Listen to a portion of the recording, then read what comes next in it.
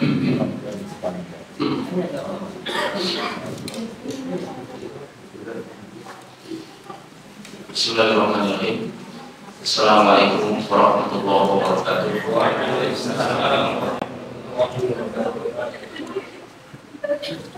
Innal hamdalillah nahmaduhu wa nasta'inuhu wa nastaghfiruh wa na'udzu billahi min shururi anfusina wa sayyiati a'malina. May yahdihillahu fala mudilla lahu wa may yudlil fala hadiya lahu. Asyhadu an la ilaha illallah wahdahu la syarika lahu wa asyhadu anna Muhammadan 'abduhu wa rasuluhu la nabiyya ba'dahu. Qala Allah ta'ala ya ayyuhalladzina amanu taqullaha haqqa tuqatih wa la tamutunna illa wa antum muslimun. Ya ayyuhan nasu taqu rabbakum alladzi khalaqakum min nafsin wahidatin wa khalaqa minha zawjaha وبث منهما رجالا كثيرا ونساء واتقوا الله الذي تساءلون به والأرحام إن الله كان عليكم رقيبا يا أيها الذين آمنوا اتقوا الله وقولوا قولا سديدا يصلح لكم أعمالكم ويغفر لكم ذنوبكم ومن يطع الله ورسوله فقد فاز فوزا عظيما. أما بعد فاعلم أنه خير الكلام كلام الله وخير الهدى هدى محمد صلى الله عليه وسلم وشر الأمور محدثاتها فإن كل محدثة بدعة وكل بدعة ضلالة وكل ضلالة في النار. Masyaallah ikhwan wal akhwat rahimani wa rahimakumullah. Segala puji hanya milik Allah Subhanahu wa taala. Sudah sepatutnya kita selalu bersyukur kepada Allah, menjadi hamba-hamba Allah yang pandai bersyukur. Baik kita wujudkan bentuk syukur kita dengan hati kita, bersyukur dengan lisan kita, dan bersyukur dengan amalan anggota badan kita. Karena cara bersyukurnya seorang hamba itu dia wujudkan dengan tiga hal tadi, jemaah. Dia wujudkan dengan hatinya terlebih dahulu. Bagaimana cara bersyukur dengan hati? Dia meyakini bahwa semua kebaikan yang dia dapatkan itu datang dari Allah Subhanahu wa taala. Dia tanamkan di dalam hatinya bahwa semua kenikmatan yang dia rasakan itu semata-mata dari Allah, bukan dari semata-mata usaha yang dia lakukan, bukan semata-mata karena jerih payah. Bahasa kita apa? Ras keringat dan itu bukan, tapi semata-mata datangnya dari Allah Subhanahu wa taala. Jadi harus kita lakukan ya, kita bersyukur kepada Allah dengan hati kita. Kemudian yang kedua dengan lisan. Jadi ini yang sering kita katakan dengan banyak mengucapkan takbir. Ucapan apa? Takbir. Bagaimana ucapan takbir? Alhamdulillah. Rajin-rajin mengucapkan alhamdulillah. Meskipun hanya sekedar habis minum atau habis makan, itu mendatangkan keridhaan Allah Subhanahu wa taala. Rasulullah katakan, Inna Allah la yardu 'anil 'abdi an ya'kula al-aklata wa yahmadullah. Sesungguhnya Allah Subhanahu wa taala benar-benar ridho dengan seorang hamba tak kalah dia makan sesuatu kemudian dia memuji Allah Subhanahu wa taala.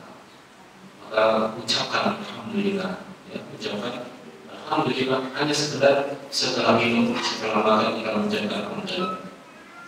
Yang kita lihat bukan sederhananya minum dan makannya, tapi apa? Inna Allah la yarda kata Rasulullah. Sesungguhnya Allah benar-benar ridho. Kalau Allah sudah ridho dengan hidup kita, kalau Allah sudah ridho dengan yang kita lakukan, maka semua kebaikan insya Allah kita dapatkan. Yang ketiga, bersyukur itu bukan cuma dengan lisan, tapi buktikan dengan amalan anggota badan, dengan ibadah.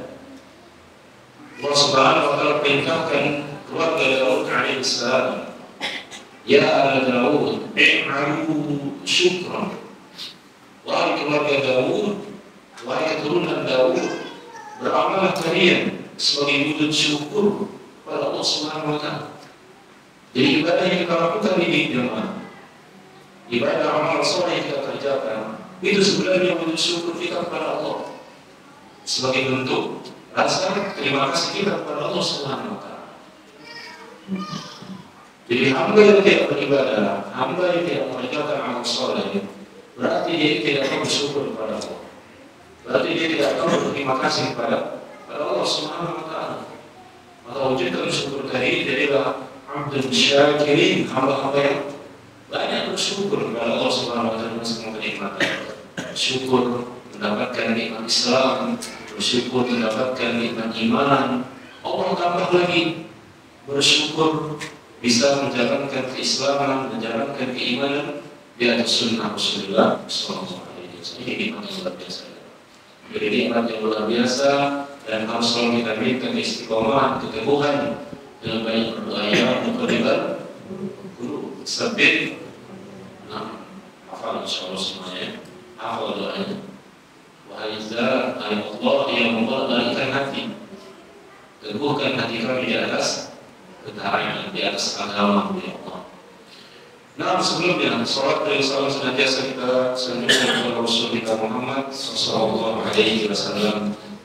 Semoga kita telah mendapatkan ridhonya Allah dan mendapatkan syafaat, mendapatkan kebaikan nanti yaumul qiyamah. Malam hari ini bahasan kita tentang membangun keluarga di atas sunnah. Yang membangun keluarga di atas sunnah. Apa beda dengan membangun keluarga di atas sunnah dengan membangun keluarga pada umumnya? Ada perbedaan. Membangun keluarga di atas sunnah, judul kita kan membangun keluarga di atas sunnah. Apa maksudnya membangun keluarga di atas sunnah? Apa beda? Pada umumnya membangun keluarga di atas kebaikan, atau yang sering dikatakan sakinah, mawaddah, warahmah. Apa ini beda kalau kita membahas membangun keluarga di atas sunnah Nabi sallallahu alaihi wasallam? Ya, kalau dibahas jemaah sekalian, kandungannya ya sama. Karena membangun keluarga di atas sunnah itu adalah bagaimana kita bermuamalah di dalam keluarga kita sesuai dengan apa yang dilakukan oleh Rasulullah dan para sahabatnya radhiyallahu anhum ajma'in. Dan ini memang agama Islam. Jadi sakinah, mawaddah, warahmah itu sebenarnya ya, jadi itu yang mau kita terapkan dan yang diamalkan oleh Nabi sallallahu alaihi wasallam. Tentu maksudnya itu jamaah rahmatullah, membangun keluarga di atas sunnah itu adalah kita berusaha untuk mengenalkan sunnah Rasulullah sallallahu alaihi wasallam pada keluarga kita, pada istri, pada anak, pada orang tua, dan kerabat. Dengan tujuan apa? Agar kita semua mendapatkan keselamatan nanti di hadapan Allah Subhanahu wa taala. Ada sering kajian manhaj yang menjelaskan tentang apa? Hadis Nabi ketika Rasulullah ditanya golongan yang selamat itu bagaimana? Ma'ana alaihi al-yawma wa ashabi, kata Rasulullah. Orang yang selamat itu adalah orang yang berada sebagaimana Rasulullah dan para sahabatnya berada di atasnya pada hari itu. Kata lainnya jemaah sekalian, orang yang selamat itu adalah mereka yang berjalan sebagaimana berjalannya Rasulullah dan para sahabatnya radhiyallahu anhum. Maka kalau kita kaitkan dengan keluarga, membangun keluarga di atas sunnah Rasulullah sallallahu alaihi wasallam, kita tampakkan bagaimana muamalah sebagai suami, muamalah sebagai istri, muamalah sebagai anak, muamalah sebagai orang tua, yang itu sesuai dengan tuntunan beliau sallallahu alaihi wasallam.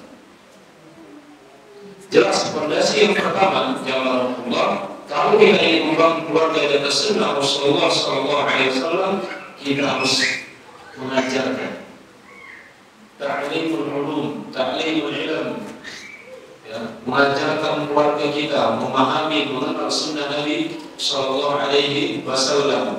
Innamal ilmu bita'allum. Sesungguhnya ilmu didapatkan dengan ta'allum, dengan belajar.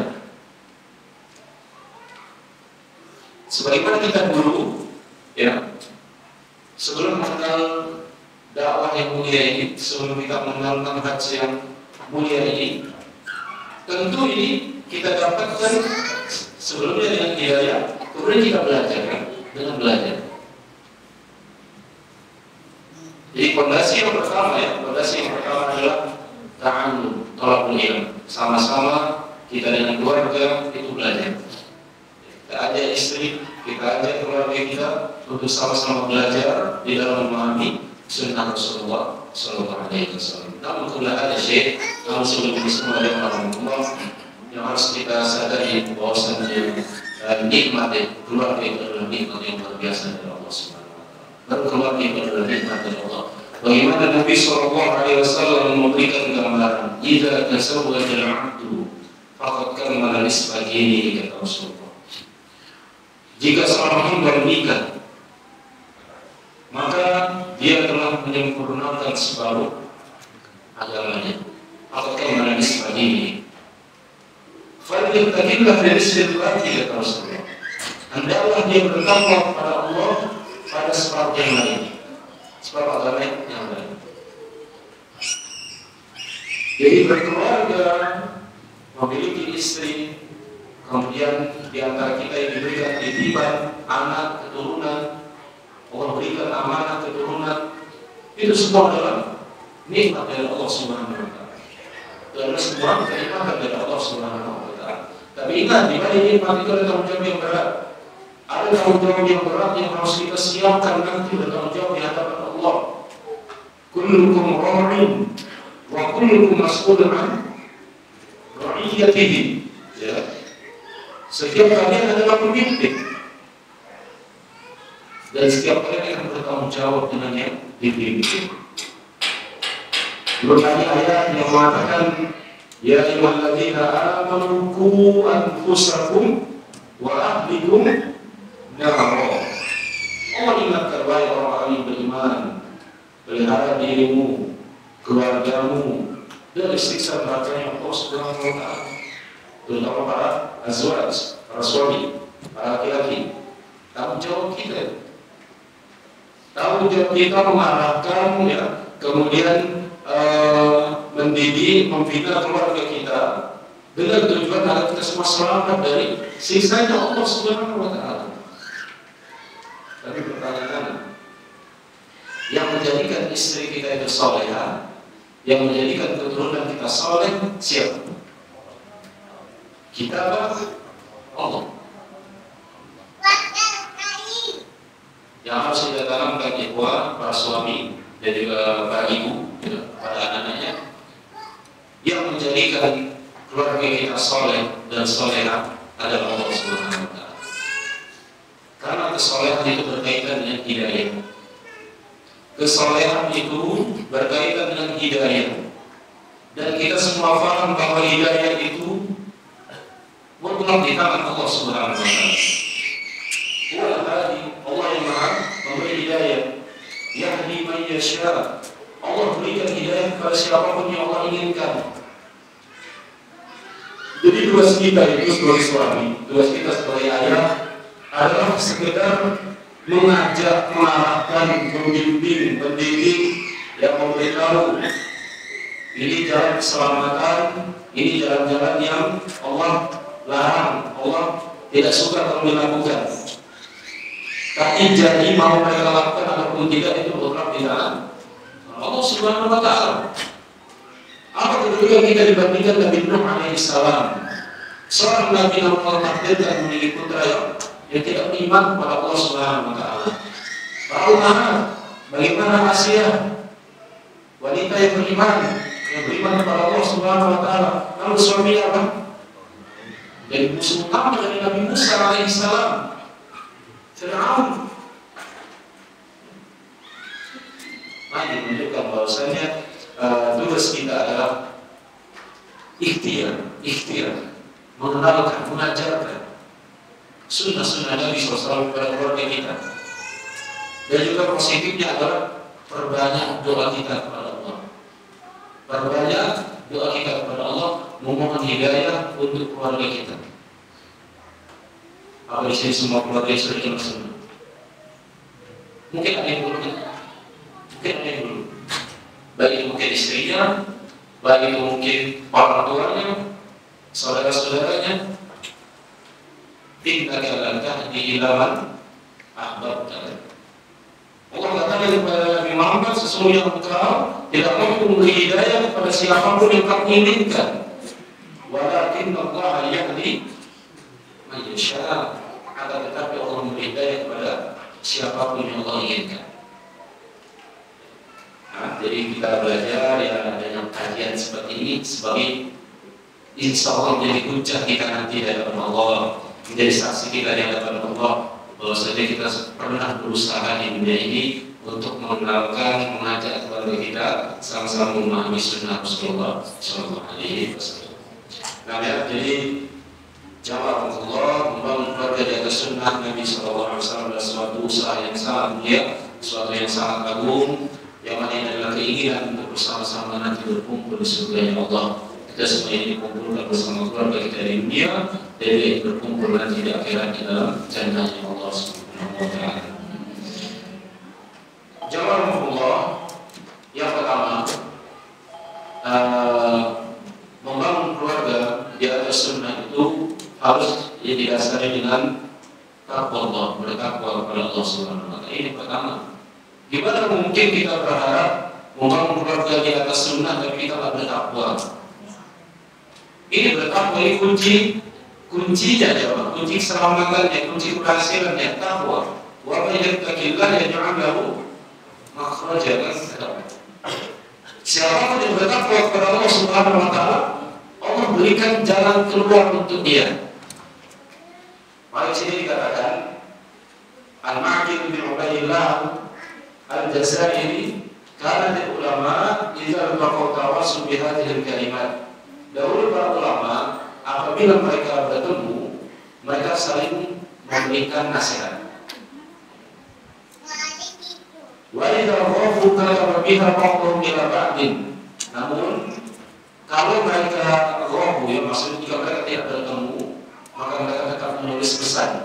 Ya, kata ba'dhum ila ba'din, menuliskan pesan yang diberikan kepada yang lain. Apa pesannya? Apa amalannya ketika para ulama dahulu bertemu? Ada tiga. Man aslaha sariratahu aslahullahu ilaiyatahu. Pesan yang pertama, man aslaha sariratahu.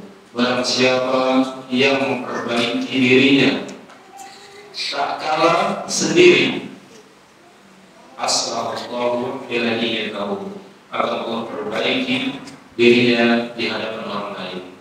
Yang pertama, barang siapa yang dia memperbaiki dirinya, menjaga dirinya, bertakwa kepada Allah ketika sendirian, maka Allah akan memperbaiki dirinya di hadapan orang lain. Nah, kalau kita kaitkan dengan keluarga, ya, keluarga.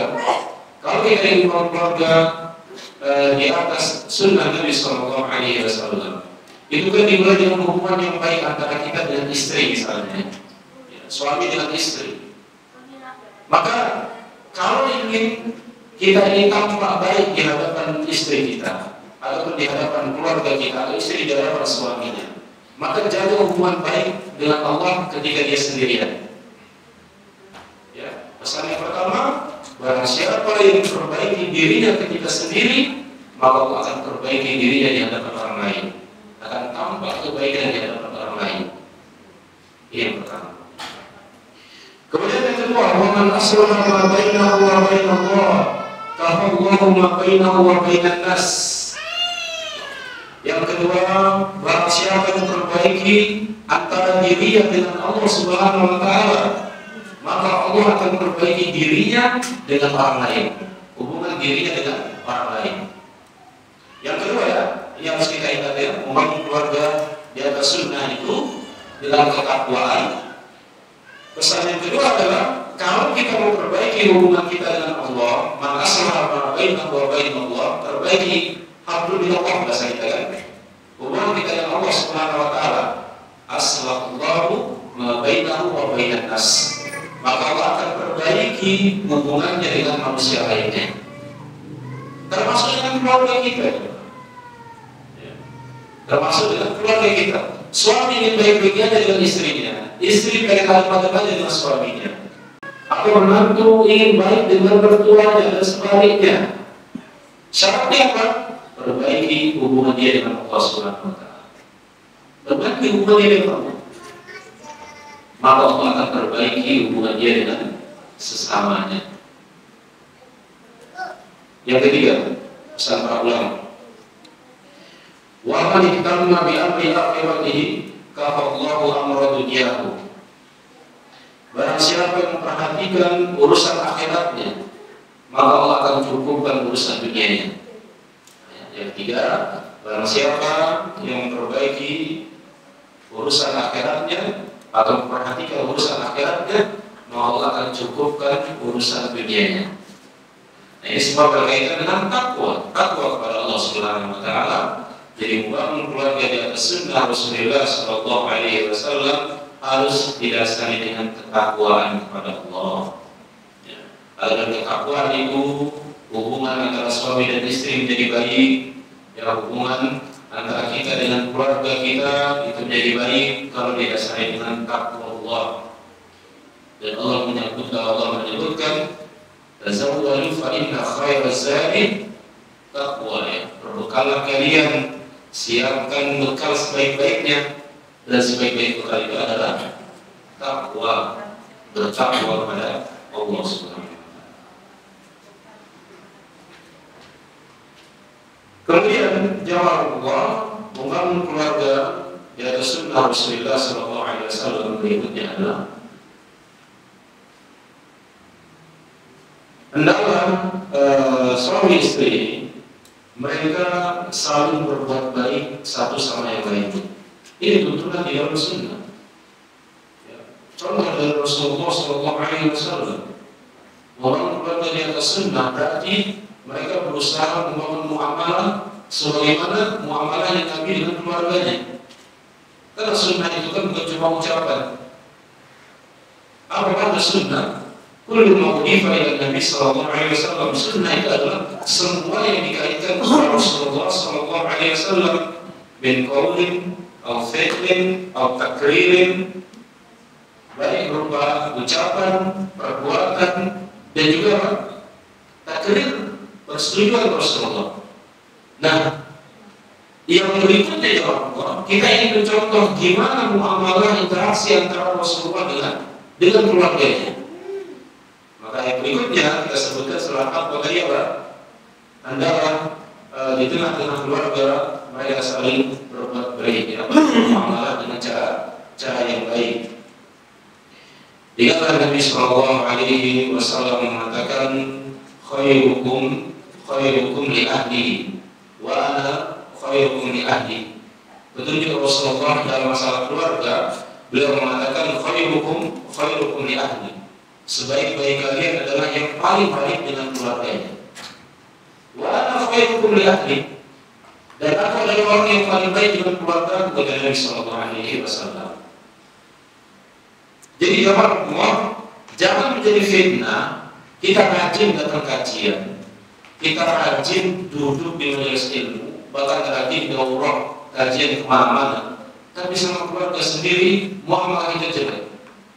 Sama keluarga sendiri, sama istri sendiri, sama istri sendiri atau istri sama suami, akhlaknya jelek.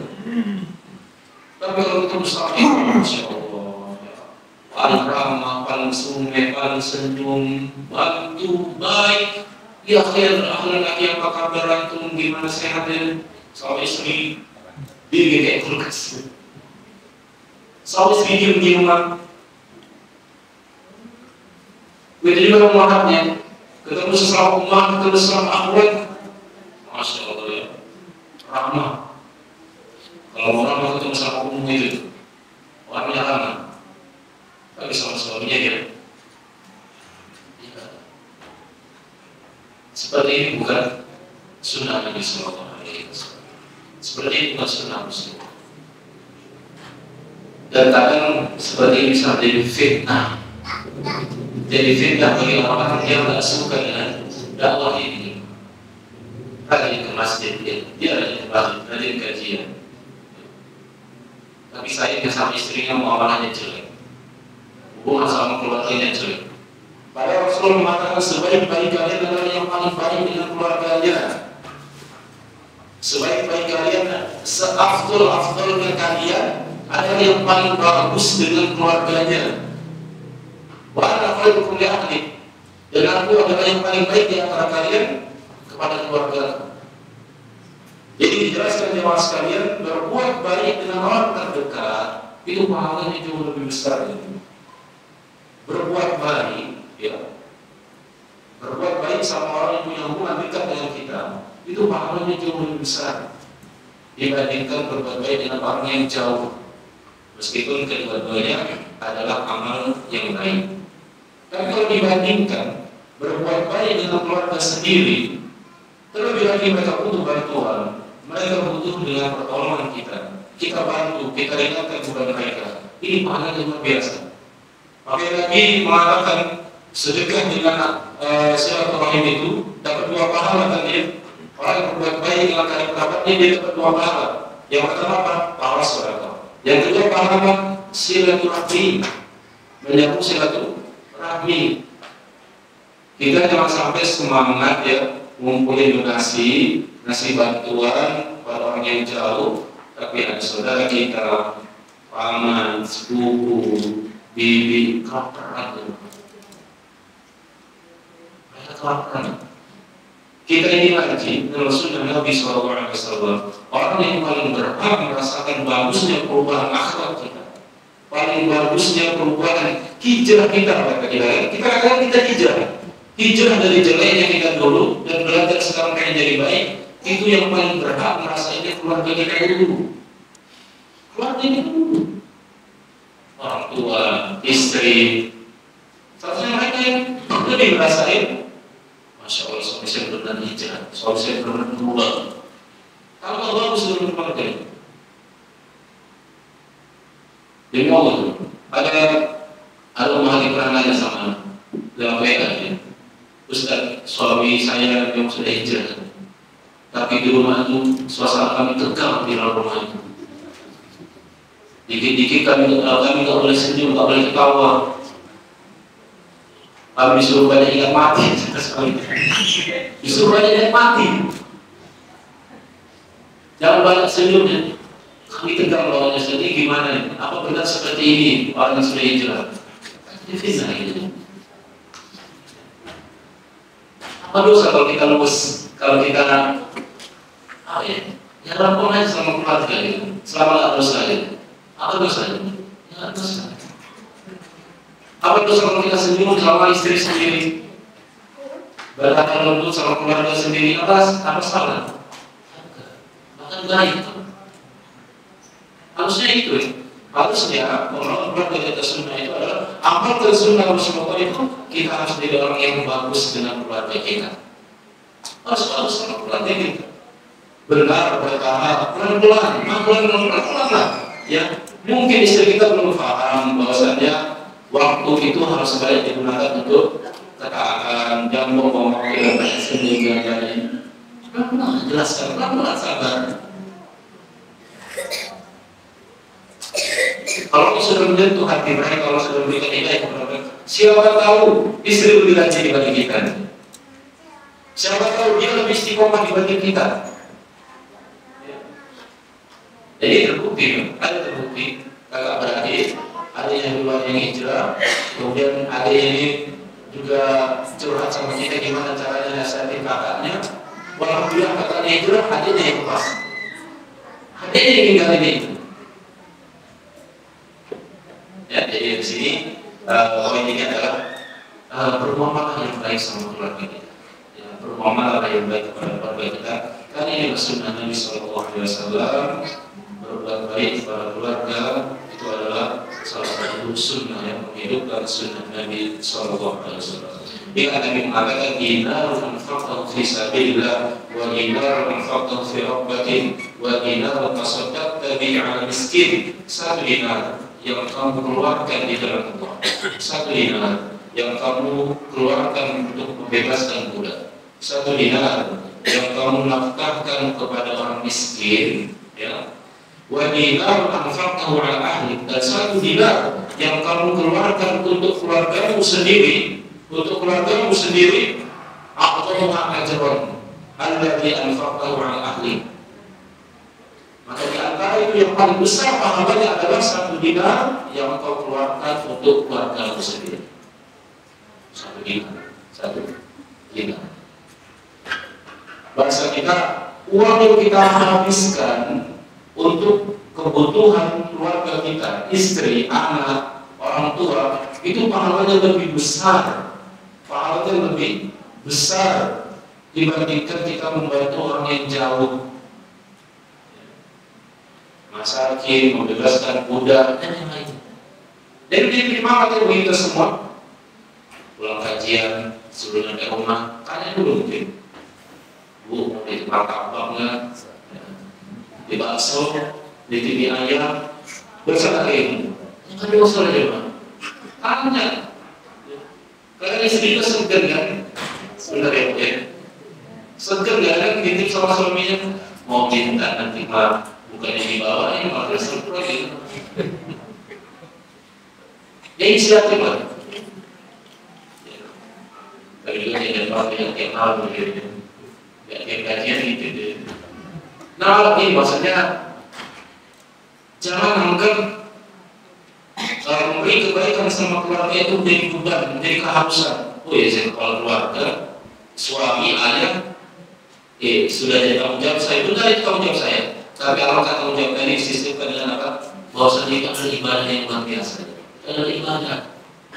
Itu ibadah. Supaya tidak jadi beban. Jadi kalau orang kampung itu nggak ngomel gitu. Wah ini ibadah ini gitu. Ibadah. Rasanya begitu. Bukan jadi bukan ya Allah. Karena jadi sisa sekian, hari ini cuma dapat segini. Orang rumah itu martabak dulu. Nah, malah melihat yang Allah, jangan anggap sepele berbuat baik kepada keluarga. Ya, jangan pernah dianggap remeh berbuat baik kepada keluarga sendiri. Itu adalah ibadah yang luar biasa. Seandainya di antara kita ada yang sampai hari ini dia mungkin misalnya dia belum menikah, namun dia bekerja dan dia berikan untuk orang tuanya, Masya Allah, itu amalan yang luar biasa. Itu amalan yang luar biasa. Ya, berdoa ini berbakti kepada orang tuanya, atau suami yang ternyata sampai hari ini tidak bisa nabung, belum bisa punya rumah, belum bisa punya mobil. Kenapa? Karena terpakai itu membuat sehari di rumah. Ketahui itu semua adalah ibadah kepada Allah Subhanahu wa Ta'ala. Itu semua adalah ibadah. Jadi jangan amal sia-sia. Kemudian di antara sunnah Nabi SAW di tengah keluarga adalah apa yang disampaikan oleh Ibnu Abbas radhiyallahu anhu. Beliau mengatakan, "Bintu min dakhalati Maimunah." Suatu ketika aku menginap di rumah bibiku Maimunah. Fatahaddatsa Rasulullah sallallahu alaihi wasallam ma'ahlihi sa'atan. Dan aku mendengar Rasulullah sallallahu alaihi wasallam yatahaddas sampai berbincang-bincang dengan keluarganya. Oh iya Allah.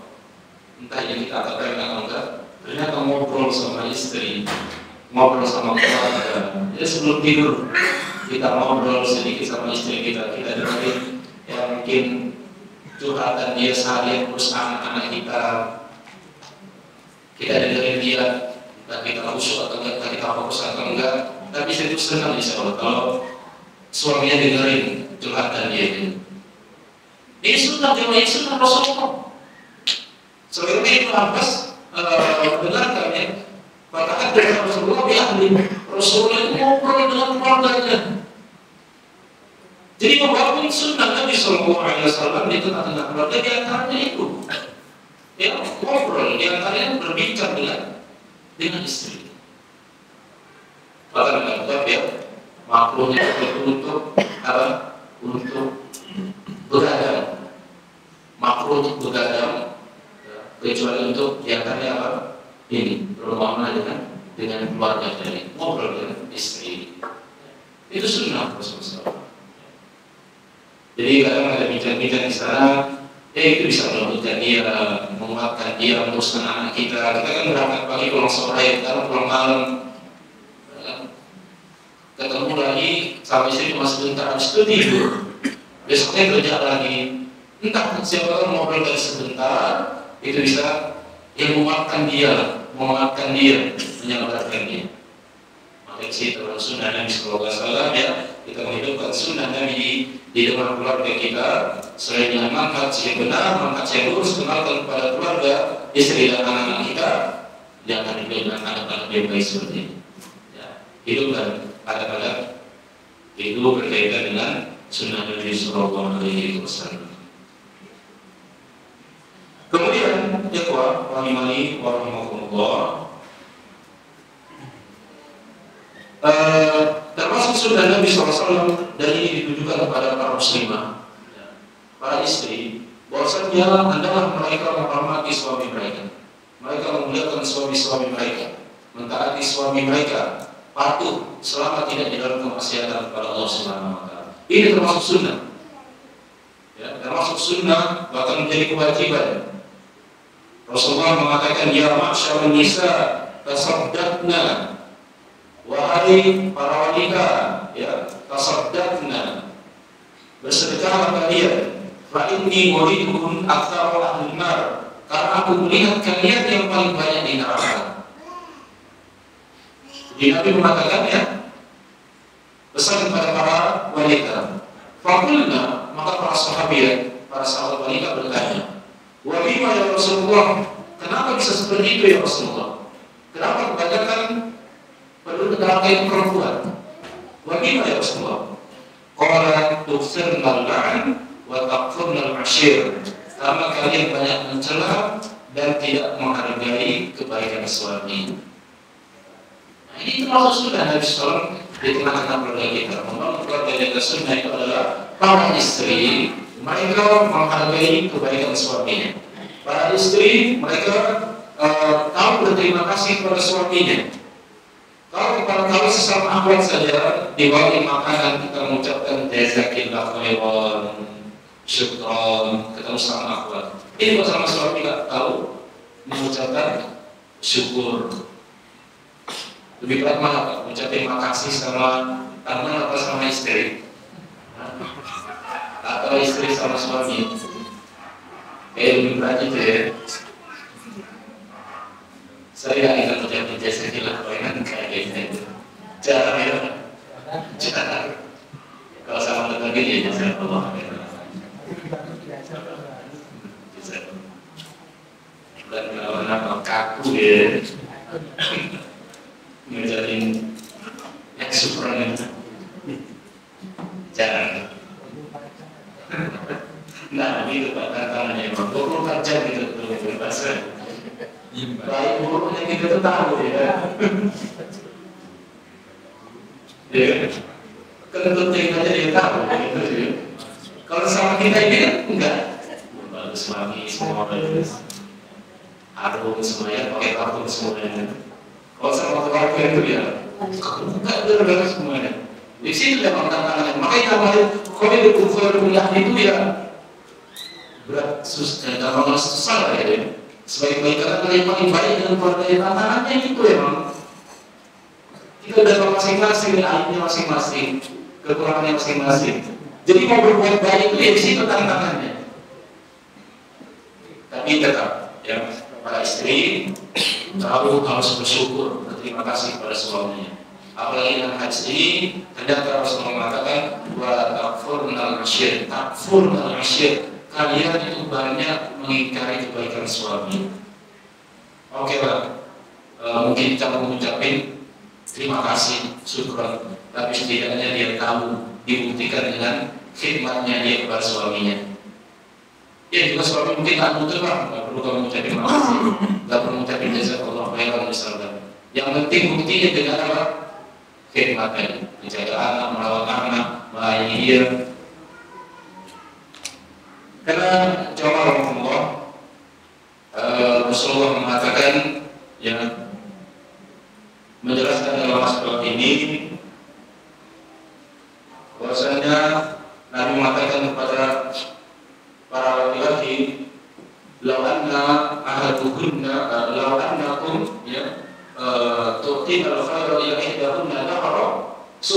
minka syai'an akhar faqala ma ra'aitu minka khairan qat.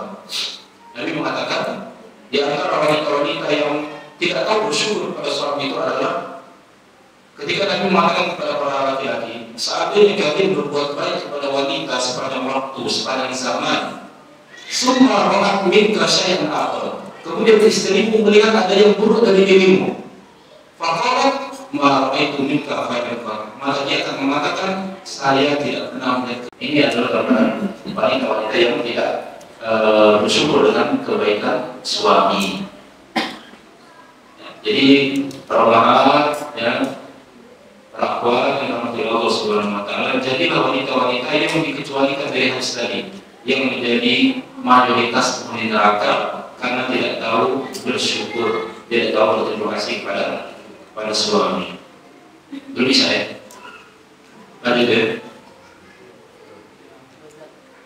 Nah, selanjutnya jawab Allah menghidupkan sunnah di tengah keluarga berikutnya adalah kita saling bekerja sama di dalam menjalankan ketaatan kepada Allah Subhanahu Wa Taala. Saling bekerja sama di dalam menjalankan ketaatan kepada Allah Subhanahu Wa Taala. Dalam suatu hadis Nabi mengatakan, rahimallahu rajulan qama minal lail fa'ifatu ahlahu summa shalla atau summa shalla fa'ifatu ahlahu fa'in abad nadhaha al-ma'a ala wajhiha. Semoga Allah merahmati seorang laki-laki yang dia bangun di waktu malam, kemudian dia kerjakan sholat sunnah, kemudian dia bangunkan keluarganya, fa'in abad, kalau istrinya atau keluarganya menolak, dia memercikan air ke wajah istrinya. Dan sebaliknya, rahimallahu imra'atan qamat minal lail summa shallat summa ayqadat ahla fa'in aba nadhahat fi wajhil ma. Semoga Allah merahmati seorang istri yang dia bangun di sepertiga malam, dia sholat sunnah, kemudian dia bangunkan suaminya, kalau suaminya menolak, dia apa? Dia memercikan air di wajahnya. Yang mau kita ambil ya Allah, bagaimana saling peduli antara suami dan istri untuk melakukan ketaatan, mengamalkan ketaatan kepada Allah Subhanahu Wa Taala. Jadi saling peduli antara suami dan istri itu, saling peduli, saling kerjasama untuk mengamalkan ketaatan. Ini sunnah Nabi SAW di dalam keluarga kita. Jadi jangan dibiarkan ada keluarga kita yang lalai. Tapi kita ajar mereka untuk beribadah. Jangan masuk surga sendirian, Pak. Jangan masuk surga sendirian. Istrinya ditinggali, nggak diajarin, nggak diajar puasa sunnah, ya. Apalagi puasa sunnah, sholat malam. Sampai-sampai tadi apa? Kalau menolak dipercikan air. Pernah menolak itu? Mercikan air. Bukannya apa, bukannya sholat malam. Saya kalau panjang gitu. Nah, tidak masalah. Itu aman, hadis ini sekali-sekali gitu ya.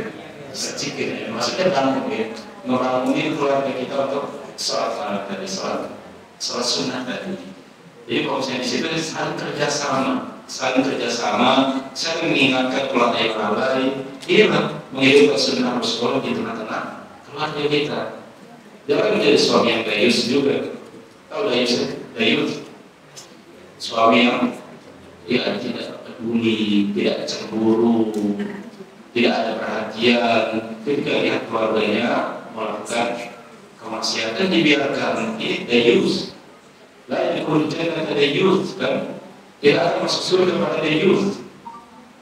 Dia ancam, ini keras. Dia ancam tidak masuk surga pada youth. Suami-suami yang tak peduli dengan keluarganya. Masa bodoh. Yang penting saya sudah tentang sunnah, mau dia kenal mau enggak terserah dia. Yang penting saya sudah mengamalkan sunnah, sudah hijrah, alhamdulillah. Masalah dia terserah. Apalagi ayat mengatakan wala taziru waziratun. Nah, dan seseorang tidak menanggung dosa orang lain. Jadi aman, saya akan menanggung dosa istri saya. Benar, suami akan menanggung dosa istri. Ya, kita selesaikan dulu. Anak tidak akan menanggung dosa orang tuanya, dan orang tua tidak akan menanggung dosa anaknya kalau dia sudah menyelesaikan tanggung jawab dia kepada istri dan anaknya. Sudah mengajar, sudah mengingatkan, sudah memberitahu, kemudian mereka malah sudah lepas tanggung jawabnya. Tapi di masa kalau kita belum melakukan apa-apa, maka jadi tanggung jawab yang tidak dapat Allah. Jadi sebelum bisa ini kita tutup ya, bahwasanya cara menghidupkan sunnah berikutnya adalah saling kerjasama antara suami dan istri di dalam mengamalkan ketaatan kepada Allah Subhanahu wa Ta'ala. Allah alam bisawab. Nanti selesai kita lanjutkan sedikit. Allah. Bismillahirrahmanirrahim. Alhamdulillah wassalatu wassalamu ala Rasulillah wa ala alihi wa sahbihi wa man wala. La haula wala quwwata illa billah. Sedikit kita tambahkan atau lanjutkan materi kita. Tadi kita sampai pada bahasan bahwa membangun keluarga di atas sunnah Nabi Sallallahu Alaihi Wasallam itu tergambar dari saling peduli, saling pengertian, saling kerjasama antara anggota keluarga untuk beribadah kepada Allah Subhanahu Wa Taala. Jangan sampai jamaah rahmatullah kita mendiamkan kemungkaran yang terjadi di rumah kita, kemudian tanpa ada usaha kita untuk amar ma'ruf dan nahi munkar. Bayangkan seperti ini jemaah. Ibarat suatu kaum yang mereka menerapkan amar ma'ruf nahi munkar itu seperti kaum yang mereka akan berlayar di atas perahu yang besar, bahtera yang besar. Fasal ba'dhum a'lamu wa ba'dhum asfal. Maka rombongan ini terbagi menjadi dua kelompok. Yang satu harus berada di lantai atas dan yang satu berada di lantai bawah. Dan orang-orang di bawah ini setiap kali mereka ingin minum, marhu ila man fawqahum, maka mereka akan minta air dari orang yang ada di atas mereka. Hatta yaqula amin minhum, sampai salah seorang di antara mereka yang di bawah itu berkata, "Lau anna kharaqna khirqatan ma nu'dhina man fawqana." Seandainya kita lubang sedikit saja lantai dasar perahu ini dan kita akan dapatkan air, manusia man fawqana, maka kita tidak akan mengganggu orang-orang yang ada di atas kita. Dari sini bisa terbaliknya. Kalau dibiarkan yang selamat yang mana? Ya, kalau dibiarkan yang selamat yang mana?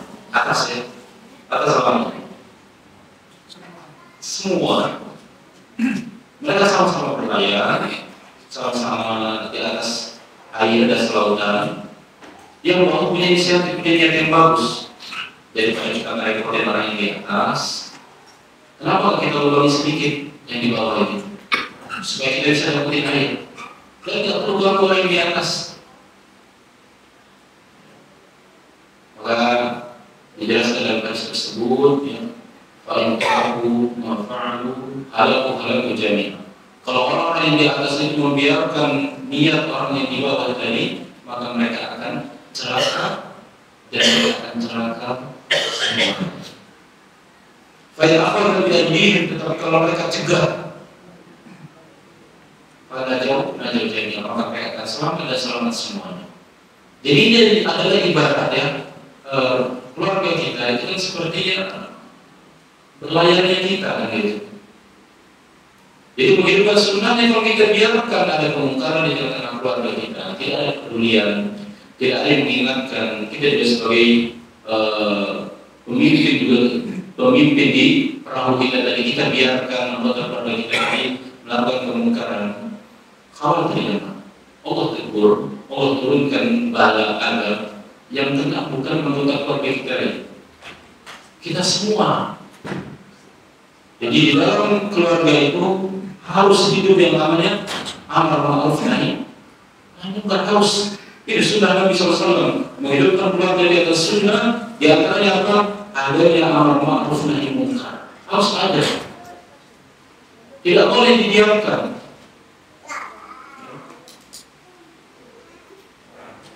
Anak saja diperintahkan oleh Rasulullah, muru auladakum bis-shalah wa hum sab'u sinin. Perintahkan anak-anak untuk sholat ketika usia mereka berapa? 7 tahun. Wadribuhum wa fas'usinin. Pukul mereka. Kalau tidak mau sholat, usia mereka berapa? 10 tahun. Itu amar-ma'ruf nahi munkar. Tegakkan amar-ma'ruf nahi munkar di tengah keluarga kita, karena dengannya kita akan selamat.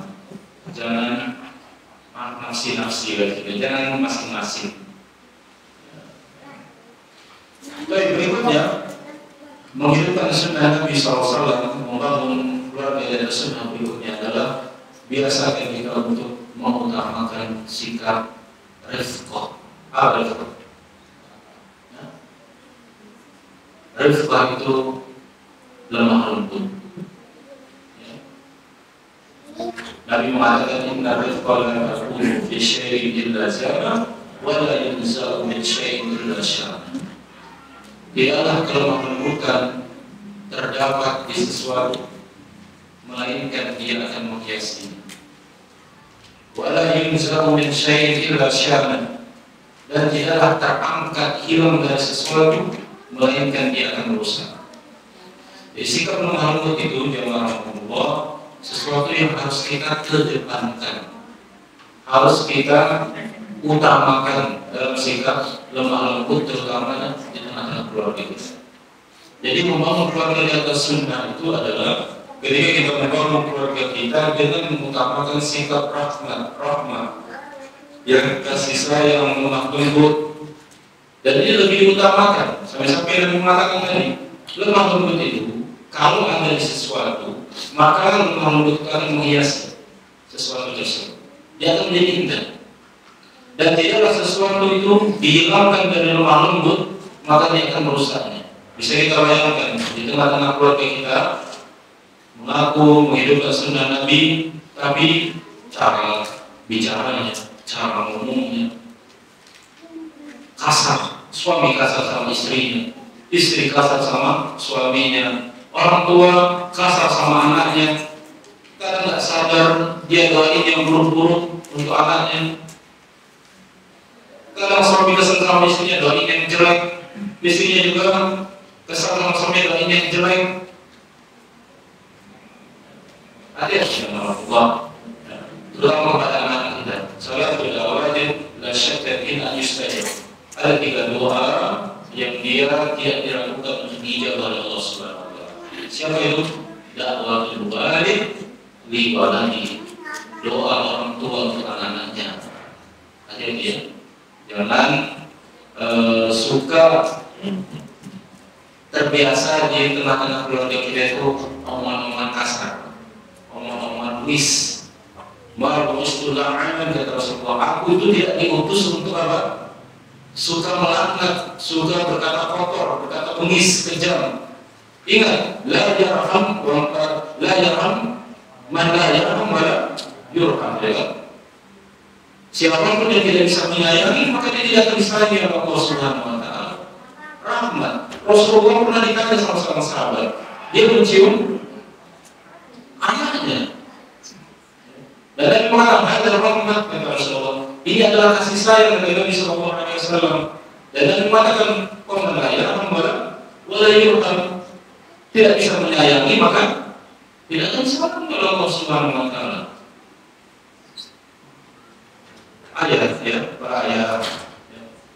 Tetap tampakkan sayang kita itu kepada anak kita, dan mereka paham cara nangkep sayangnya kita kepada anak kita. Entah itu dengan pelukan, cium mata anak kita, mengusap kepalanya, menenangkan, itu untuk sayang. Mungkin akan berkira nggak perlu kita seperti itu. Yang penting dia tahu kalau kita sayang sama anak kita.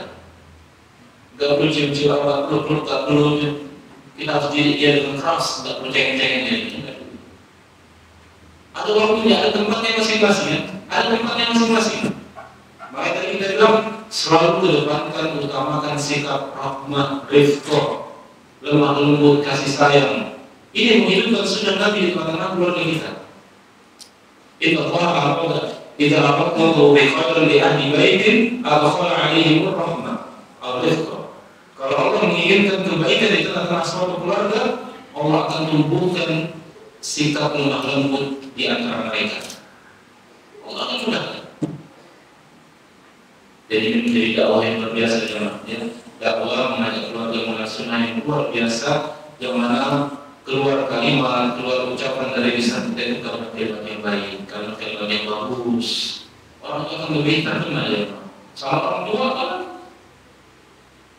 Kita kalau ngomongin dalil sama orang tua, Pak ini sunnah, ini bid'ah, ini tauhid, ini syirik, dalilnya ayat sekian, hadis riwayat sekian. Dan ada ngomong itu saya, kamu sekarang malah. Dan kalau bilang malu, dia apa? Insyaallah ini benar, lebih benar. Sampai orang tua minta, coba tunjukin ke ayah, ke ibu, ayat dari Al-Quran dan Rasulullah. Maka baru dia sampai. Ya, jadi utamakan sikap rahmat, lemah lembut. Tadi termasuk sunnah Nabi Sallallahu Alaihi Wasallam, bagaimana beliau senantiasa berlemah lembut kepada para keluarganya, ya, memiliki sikap yang lemah lembut kepada keluarga. Kemudian yang selanjutnya mungkin yang terakhir, ya, sebelum kita buka sedikit tanya jawab kalau ada pertanyaan, gitu ya.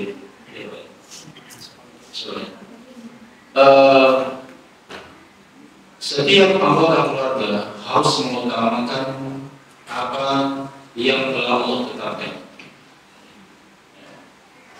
Setiap anggota keluarga harus mengutamakan apa yang telah Allah tetapkan, baik dari perintah ataupun larangan.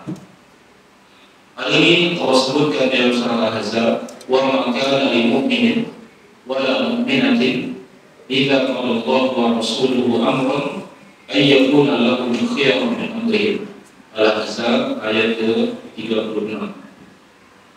Dan tidak sepantasnya bagi laki-laki yang beriman dan wanita yang beriman jika Allah dan Rasulnya telah menetapkan ketetapan putusan di dalam urusan mereka, lahumul khiyar, mereka punya pilihan yang lain dari apa yang Allah tetapkan. Wa may ya'sillaha wa rasulahu faqad dhalla dhalalan mubina. Dan barang siapa yang bermaksiat kepada Allah dan Rasulnya, maka sungguh dia telah tersesat dalam kesesatan yang nyata, mubina. Jadi ayat ini menjelaskan kita tak boleh kalau Allah sudah menetapkan suatu ketetapan putusan ini halal ini haram, maka di dalam keluarga kita harus lebih mengutamakan apa yang ditetapkan oleh Allah Subhanahu wa Ta'ala. Jadi suami dan istri bekerja sama di tengah-tengah keluarga. Jika suaminya minta pendapat sama istrinya tentang suatu pekerjaan, tentang suatu mencari penghasilan, dan kedua-duanya tahu itu dilarang oleh Allah Subhanahu wa Ta'ala, maka mereka itu lebih memilih untuk berhenti, lebih memilih untuk tidak melakukannya. Kenapa? Karena Allah punya pilihan yang lain. Kerjakan yang halal, seperti itu contoh.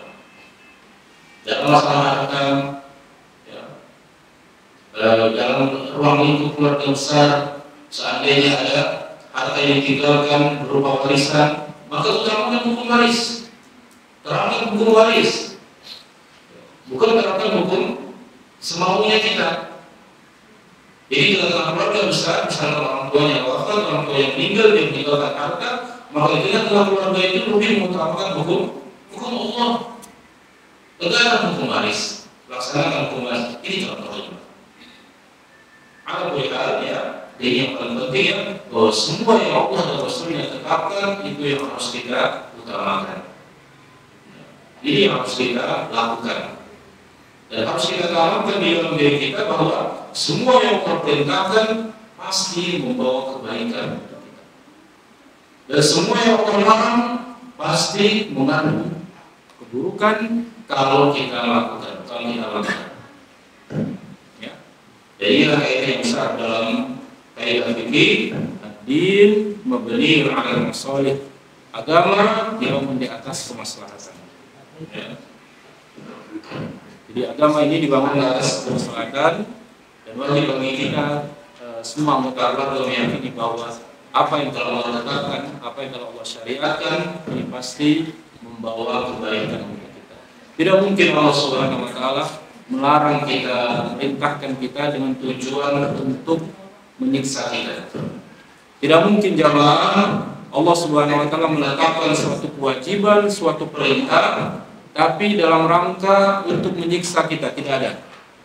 Ya. Sebagaimana tidak mungkin Allah Jalla wa Ala melarang kita dari sesuatu karena Allah pelit sama kita, karena Allah bakhil sama kita. Ini sesuatu yang mustahil.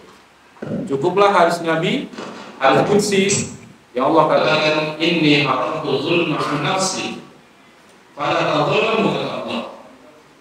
Sesungguhnya aku mengharamkan kezaliman atas diriku, maka janganlah kalian berlaku zalim. Jadi harus kita tanamkan di tengah-tengah keluarga kita bahwa apa yang menjadi keputusan Allah itulah yang menjadi pilihan utama di tengah-tengah keluarga kita. Maka insya Allah ini semua kita berupaya menghidupkan sunnah-sunnah Nabi Sallallahu Alaihi Wasallam. Sekali lagi dijelaskan bahwa sunnah itu ya kalau yang dimaksud adalah cara beragama, maka itu jelas kita sampaikan kepada keluarga kita. Tapi yang lebih penting itu juga bagaimana itu diterapkan dalam norma amanah di tengah-tengah keluarga kita. Ya, ingat sambungan terbesar orang yang bertauhid, orang yang berjalan berusaha belajar mengamalkan manhaj yang lurus itu adalah kezaliman kepada sesama. Sandungan terbesar ahli tauhid untuk masuk surga itu apa? Zalim, perbuatan zalim dengan sesama. Dia bertauhid, dia ngomong sunnah, takut bid'ah, tinggalkan berbagai kebid'ahan, jauhi dia menjadi kesyirikan. Dia tinggalkan semua amalan-amalan yang tidak pernah dilakukan oleh Rasulullah Sallallahu Alaihi Wasallam, tapi dia tersambung masalah hablum minasnya rusak, hubungan dengan keluarganya rusak. Jangan sampai jemaah ikhwah kita sudah sebentar lagi masuk surga, ternyata istri menuntut kita, ternyata anak menuntut kita.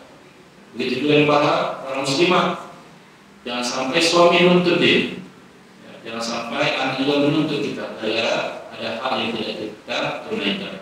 Maka itu kan sunnah Nabi Sallallahu Alaihi Wasallam dengan keluarga kita, dan semoga Allah memberkahi kita. Mungkin ini materi yang bisa disampaikan. Sekiranya kalau ada pertanyaan dan mampu kita jawab. Ya, kalau tidak ada ya PR. Allah. Silakan. Jadi sekarang orang bulan Rajab ini banyak mengutamakan puasa sunnah Rajab, bukan puasa sunnah yang di bulan Rajab, tapi puasa sunnah Rajab. Yang kedua lagi, ini memasuki bulan Sa'ban. Ini kebanyakan umat Islam banyak bikin doa itu. Yang ramai itu ada kalau tetangga ada kepada kita rumah bikin doa ini doanya. Maksudnya gimana amalan itu ya?